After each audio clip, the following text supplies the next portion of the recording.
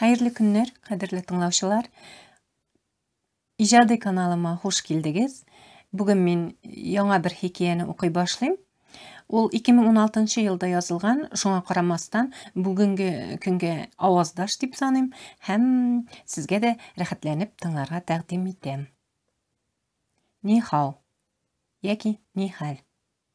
Хикая. Автор Айзүрәк Гәрәева Акчура.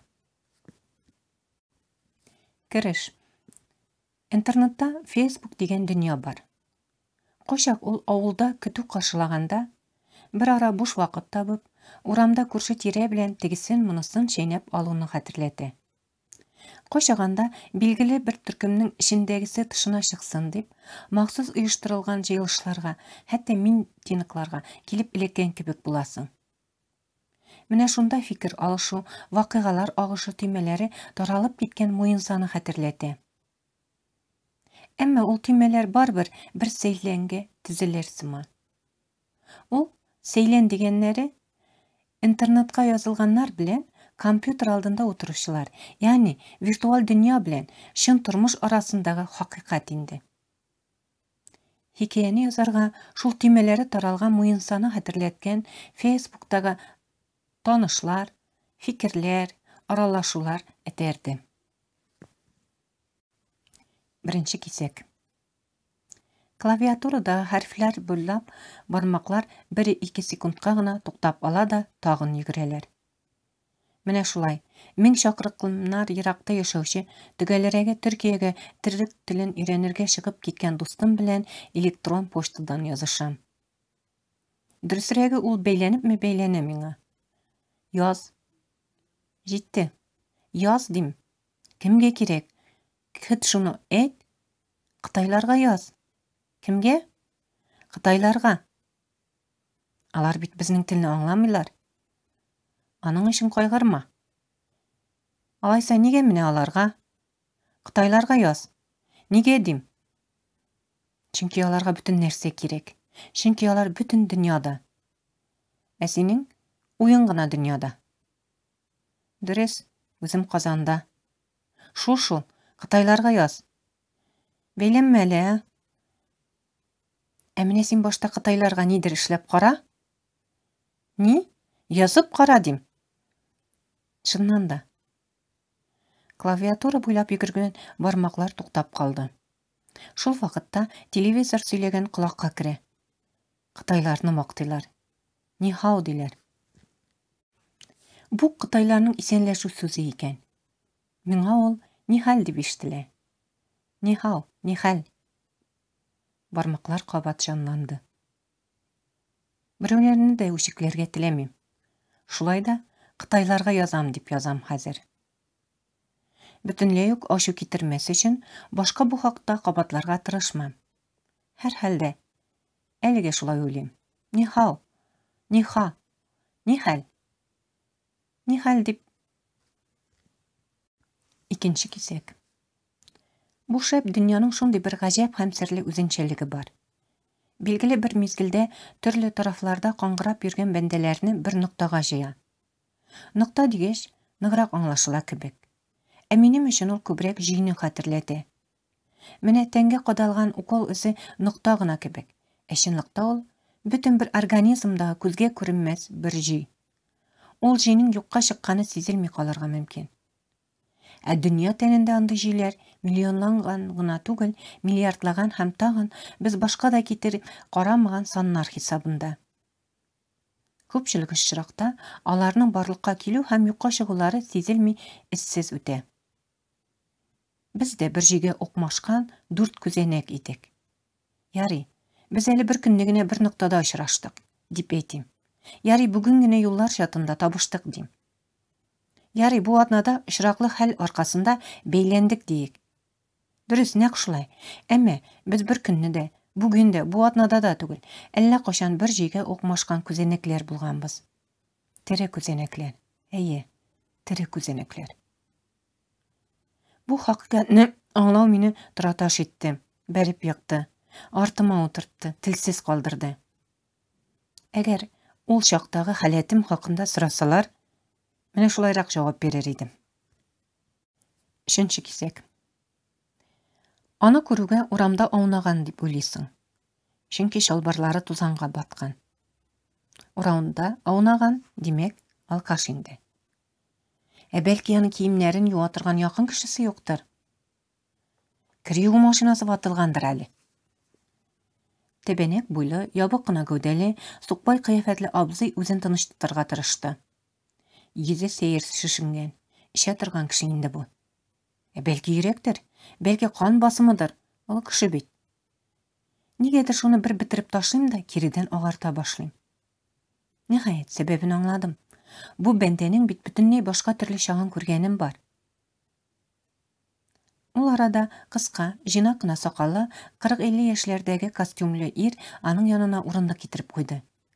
Ниндидер бер түбәнчелек белән генә Сукбайга утырып торга ишарәләде.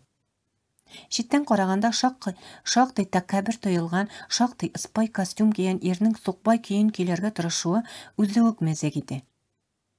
Бусы кем булар икән дигән уйга калдым. Бәлки, табиб кешедер. Хәлсез кешене тиз күреп алды. Юк, әнә табиб дигәннәр өстәл артында бик тә зәһәрләнеп утыра. Булар бер дә охшамаганнар бит. Ул бары гап-гади бер ират. Шул ук вакытта безнең барчабызга караганда да үз кадерен үзе белгәне һәм ныклыгы күз карашыннан сизелеп тора. Хәтта телефоныннан бер туктаусыз кем беләндер һава торышы проблемасын хәл иткән 33-35 яшьләрдәге мөлаем гына хатын да моңар игътибар итте. Үзе сөйләшә, үзе иргә күз ташлап ала.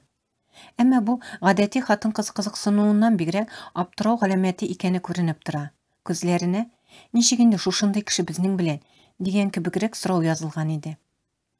Аның белән бергә 4-5 яшь чамасындагы кызы да бар иде.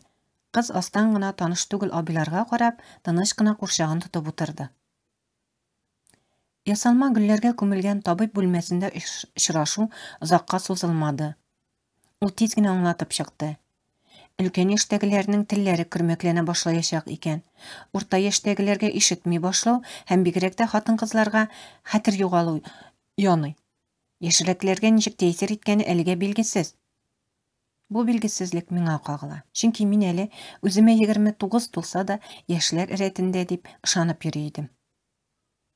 Менә шулай. Ясалма гөлләр арасына күмелеп утырган табибтан без үзебезгә ялгыш кадалган яңа төр витамин, нәкъ шулай. Витамин уколының нәтиҗәсен белдек. Үзебезнекен әйтмичә, төгәлләргә кычкырмыйча китмәдек тагы. Немедленно хатагызны төзәтегез дип бергәләнде теге абзый. Мин сезнең башны судта черетәм, зыян салган өчен түләми генә карагыз. Кызымны да карарсыз дип изгеләнде яшь ханым. Сабыр, җәмәгать. Имансызланмыйк.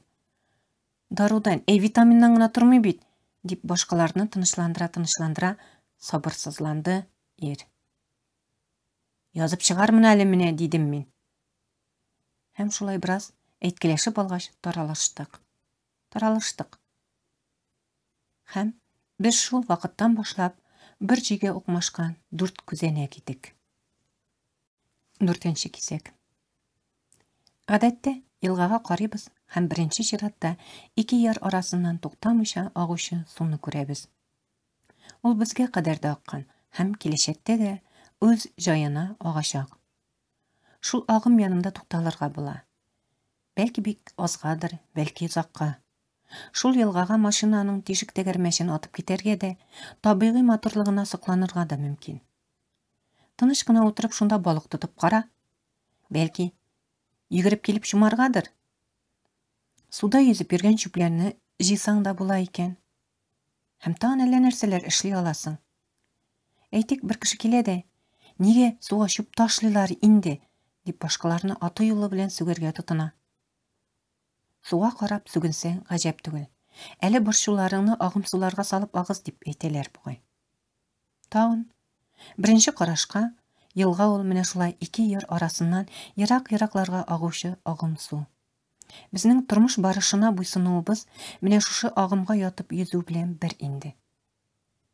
Икенче карашка башкачарак әйтик. Елгага карыйбыз, әмма су акканына да, елга озынлыгына да игътибар итмибез. Шушы елганың бары бер адым арасын гына күрә алсаң, анда тормыш кайный. Әне, бик эшлекле кыяфәттә бер бака тыныч кына утыра. Калганнары әрле-бирле сикерә. Балыклар йөзә, куыша, су чебеннәре мыжгый. Ярда әкәм-төкәм кабырчыклары кымылдый. Бер кая агып китәргә җыенмаган, шунда үсеп, шунда чири торган үсемлекләр акрын гына су агымына ияреп тибрәлә. Алар өчен бәлки су агымы ул су да түгел, искән җил генәдер. Елга буена туктаган бәндә менә шулай төрлечә карап башын катырырга да, катырмаска да мөмкин. Үз ихтыярында, чөнки аңар андый җаваплылык турыдан-туры йөкләнмәгән бит. Елгага ялгыш төшкән кагаз төсле агып китсә дә, атылган таш кебек су төбендә утырып калса да, бер сүз әйтә алмыйсың. 5-нче кисәк. Җигә укмашкан 4 күзәнәкнең берсе Әмир иде. Моны студент елларыннан бирле диплом карамалары арасында сакланган журналда раслады. Хастаханәдән кайткач та балкондагы иске-мыскы кагаз арасыннан шуны актарып табып чыгардым. Саргайып беткән журнал битендә көянтәләренә каз аскан, каз йоны йолкыган апайларның фотолары тезелгән. Тагын бер фотода ак шәльяулык бәйләгән әби каралты курасында казлары кашына баскан да кулларын дугага күтәргән. Борын заманда без үскән чакта каз асрыйлар иде. Һәркемдә икешәр-өчәр оя була торган иде. Беренче кар төшкән, каз өмәләре башланган көн иде. Әнә шулай дип башланып китә фото астындагы язма. Кулымдагы журналның беренче битен кат-кат әйләндереп карыйм. Февраль саны диелгән. Монда беренче кар турында, каз өмәсе хакында язганнар. Февральдә ук ноябрь хакында уйлан дияселәре килгәнме? Бәлки, ишегалды фотоларына журнал түрендә урын февраль санында гына табылгандыр. Кем белгән? 1991 елның февралендә утырганда булайрак язарга кирәк булгандырла. Борын заманда. Без үскән чакларда өстәл астында тал чыбыктан үрелгән кәрҗиннәрдә казлатлар ысылдап утыра иде. Тәрәзәгә күз ташасаң, бар җирдә аклык. Авыл урамнары карга күмелгән, һәм гомергә дә кыш бетмәс кебек тоела. Кышта әллә нинди үчең бар төсле, кайчан бетә инде бу кыш дип уйлап куясың. Ялгыш аяң өстәл астындагы кәрҗингә тиеп китә. Каз аягыңны эләктереп ала, шунда ук бик тиз аңлыйсың. Казлар инде йомыркага утырган. Димәк, язга күп вакыт калмаган. Шунда ук ана казны тышка ата каз янына чыгарып, су эчертеп кирергә кирәклеге искә төшә. Лапас тирәсендә салам печән кыйлганга, кар тизрәк эри торган урында казларга савыт белән су ашарга куясың да, күзне чагылдыра торган язгы кояш астында ана казның бик тә әллә кемләнгән кыяфәтеннән, ата казның биеп алуыннан көлеп карап торасың. Бүгенге кешегә борын заманда казлар казык какканда дип башланып китә торган әкияте кебегрәк күзаллана инде бу. Хәзер ни язар идем соң? Көн-төне кәрҗиндә йомыркаларын җылытып утырган ана казлар ишегалдындагы табактан су эчкәндә, ата казлар биеп алган заманнар үтте инде. Хәзер авыл казлары да уяга утырып бәпкә чыгармый. Авыл халкы апрель майны һәм шул чакта үскән бәпкәләрне сатып йөрүчеләрне көтә. Журналның алдагы битләренә күз ташлыйм. Чынын әйткәндә, казлар кәрҗингә утырып бәпкәләр чыгарган заманнарда чыккан журналдан баш Әмирне эзлим. Менә ул. Саргайып беткән журналдагы казлар янында кулын дугага күтәреп басып торган ак шәльяулыклы әби фотосурәте белән янәшә биттә аның җаваплары да урнаштырылган. Казлар кәрҗингә утырган заманнарда ил бәйсез иде. Шул дәрәҗәдә бәйсез иде, хәтта шул бәйсезлекне яклый торган махсус кешеләргә кадәр бар иде. Аларны әмирләр дип йөрттеләр. Алар арасыннан берсе, әлбәттә, баш әмир итеп билгеләнде. Хәзер менә шушы баш әмир белән корылган әңгәмәне укып утырам. Катлаулы озын сорауларны да, аларга бирелгән тагын да авыррак һәм озынрак җавапларны да күзләрем бер төсле укый. Аңым еллар аша көлгән булып та, бераз мыскылларга тырышып та расшифровка ясый бара. Шул расшифровка гына хәтергә сеңә тора. Бәйсезлек яклап маташасызмы? Бейсезлекке ирешүү үшін иң бірінші чиратта илдеги миликни файдалануу маселесин хал этерге керек. Әйтик, шул миликнин 80% біз кирген бирликке, 18% бирлик кирген бирлик карамагында булгаш, бизге көпмүсү кала болуп чыга, икиси. Менә шушы 2% біз. Алга табан ишлерге. Юлы бараның. Партияда миликте бире турган документ язылды. Әйтәсе генә калды. Без менә шушында язылганнар буенча яшибез һәм яшәячәкбез. Анда партия бездә, милкебездә бар дип язылган. Гафу итегез. Бер шәхси сорау бирәм. Сез кем? Хатыным да, үзем дә галим гөләмә. Безне җәмәгать эшлекләре дип әйтүчеләр дә бар. Шигырьләр дә языштырам. Шагыйрь дә әле мин бераз. Әмирләр турында язам. Гаиләм, минем терәгем, балаларым үсеп килә менә. Киләчәктә алар да әмирләр булыр дип торам. Казлар кәрзиндә бәпкә чыгарган, ата казлар тыпыр-тыпыр биегән чак иде. Саргайып кына беткән булса да, сәер хисләр, тойгылар уятты кулымдагы журнал. Февральдә, ноябрьдәге каз өмәсе турында 240 меңдә 851 кешегә укыта алганнар. Тиражы дөнья күләмендә. Шулар ук баш әмир турында да белгәннәр. 23 елдан соң исә мине 240 меңдә 852 укучыга әйләндерделәр. Ә мин мыскыл итеп расшифровка ясап утырган булам тагы. 6-нчы кисәк. Бер атнадан соң кабат хастаханәгә юл тоттым. Үзләре шалтыратып килүне үтенделәр. Менә шул чакта яне әмирне очраттым. Хастаханәгә илтә торган юлның икенче ягыннан биришкән, кипкән күзәнәк хәлендә калган баш әмир өстерәлеп бара иде. 23 ел элек чыккан журналның иң кирәкле герое димәссең. Кыяфәте бетсә биткән инде. Картлык галәмәтен чигендерә торган көч әмирләрдә дә юк анысы. Әмма еллар үткәч тә мәртәбәсен югалтмаган бер галим, шагыйрь булып күренсә, мин дә аңа барып эндәшергә уңайсызланып тормас идем. Абулай, урам кешесенә барып сәлам бирү әллә ничек бит. Җирәндерә дисәм, үзем алай пычрактан курка торган кеше дә түгел. Кыскасы, ни дип әйтим, әмир төшкән мискинлек чиркандыра. Менә шул. Әмирне шулгап алган мискинлек куркыта. Артка таба чигенергә мәҗбүр итә. Әйе, бу сүзләр бик тәкәббер яңгырый. Әллә кемдә кылану булып күренә. Ләкин дөресе шул бит. Нишлим, менә институтта укыганда лекцияларның шактый аның хакындагы әңгәмәләрне, мәкаләләрне тикшереп, өйрәнеп үткән иде. Әмир язганнарын укый-укый горурлыктан бурыннар төшәмгә тия. Менә ул ничек яза иде. Без менә нинди булган. Без хәзер менә нинди. Без хәзер менә нинди булачакбыз. Күрерсез. Әмир бер кибет диварына барып терәлде. Тагын кузгалып китте, тагын терәлде. Иң авыры, кеше ташып торган ир атны хәлсез бабай хәлендә күрүдер. Аннан да бигрәк яман, мискинлеккә төшүдән каша алмаган ялгыз әмирлекне күрү. Күңелдә кызгану хисе уянгач, юл аркылы чыгып, мин сезне таныдым, хәлләрегез ничек, балаларыгыз кайда дип сорасым килде. Студент чаклар истәлеге булып, саргаеп беткән журнал сакланган диясем килде. Светофорның яшел уты янды. Юлның әмирле ягына чык инде. Кызган мискинне. Һич югы хәлен бел. Әмма барыбер, хәтта кызгану хисе дә аякны атлата алмады. Бу юлы тәкәбберләнү дә мишәтләмәде. Без булай да бер җидә бит дигән уй туктатты. Светофорның инде әллә ничәнче мәртәбә яшел уты янды. Баш әмир ераклашканнан-ераклаша барды. Менә шулай, озын-озын елганың шаулап гөрләп агып киткән тоелган бер адым арасына бактым.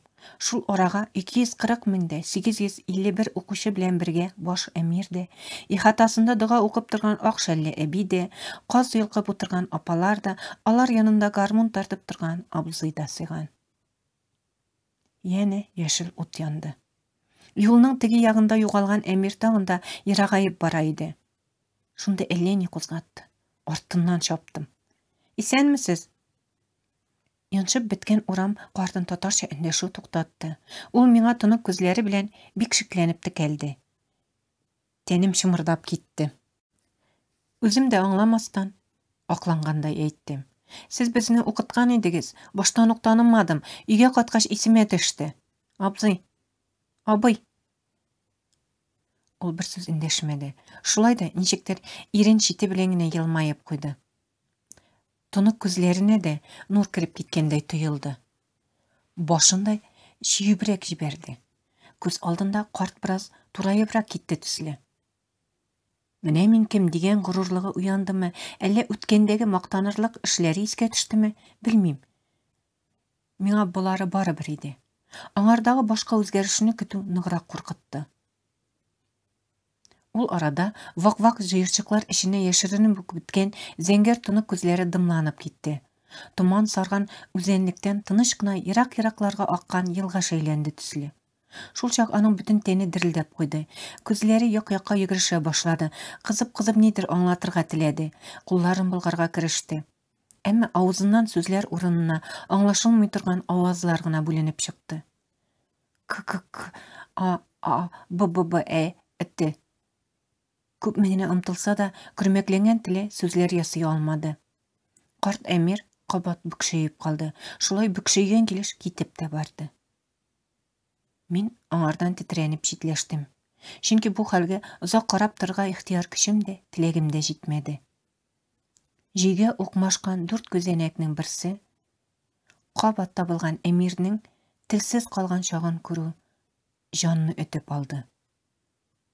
Әйтерсең лә, аның теле кайчандыр 240 851 кеше укыган, саргаеп биткән журналга качты. Икенче тарафтан хәтер пышылдады.